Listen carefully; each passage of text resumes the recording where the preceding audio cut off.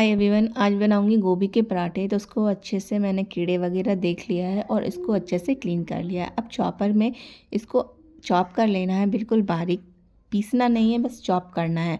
और इस तरीके से अच्छे से जितने बारीक आप कर सकते हैं उस हिसाब से चॉप कर सकते हैं। अगर आपके पास चॉपर नहीं है तो आप इसको ग्रेटर की हेल्प से ग्रेट भी कर सकते हैं।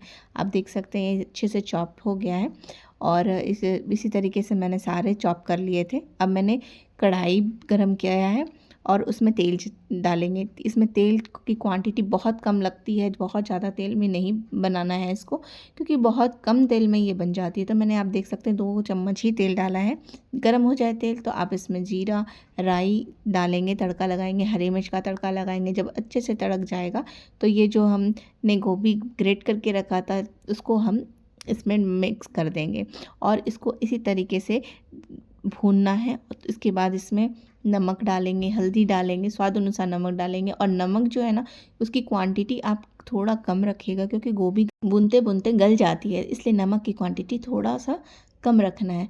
उसके बाद इसको भूनना है, ढक ढक करके भूनना है, ताकि जो गोभी है ना अच्छे से सॉफ्ट हो जाए। और थोड़ा सा 3-4 चम्मच पानी डाल देंगे ताकि गोभी भी अच्छे से गल जाए, सॉफ्ट हो जाए। फिर आप देख सकते हैं ये ढक ढक करके मैंने भूना है और इसका कलर भी अच्छा आ गया है। गोभी के पराठे ना सर्दियों में बहुत अच्छे लगते हैं खाने में। ये बहुत जल्दी बहुत फास्ट बन जाती है और गरम गरम खाने में इसको बहुत अच्छा लगता है। तो ज़रूर बना के देखिएगा। अब मैंने सूखे मसाले ऐड किए, जिसमें 1 स्पून भरकर धनिया पाउडर, हाफ स्पून काली मिर्च ऐड किया है और इसको, और थोड़ा सा गरम मसाला, तो गरम मसाला लगभग हाफ स्पून से थोड़ा कम ऐड करना है और इसको इसी तरीके से भूनते रहना। आप देख सकते हैं गोभी गल गई है अच्छे से। अब मसाले में थोड़ा सा मैंने कश्मीरी लाल मिर्च ऐड किया है, जिससे इसका कलर थोड़ा अच्छा आएगा।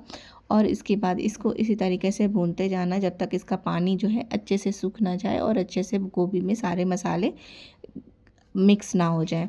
तो इसी तरीके से लगभग 7 से 8 मिनट तक इसको अच्छे से भूनना है, या फिर जब तक इसके मसाले पूरे गोभी में अच्छे से ना मिक्स हो जाए और इसका पानी अच्छे से सूख जाए, तब तक इसको हम भूनेंगे। अब ये बन गया है, अब इसको बंद कर देंगे। अब मैंने आटा लिया है, जिसको नमक अजवाइन के साथ गूंद लिया था मैंने, और उसके बाद इस आटे में लोई निकाल कर इस आटे से इसको बेल लेना है। अब जिस तरीके से मैं बता रही हूँ उसी तरीके से अगर बनाएंगे ना, तो आपकी गोभी के पराठे कभी नहीं फटेंगे और बहुत अच्छे से फूले फूले बनेंगे। तो इस तरीके से बनाना है और ऊपर को घुमाते हुए जो ये पार्ट है उसको निकाल देना है और उसको आटों में मिला देना है।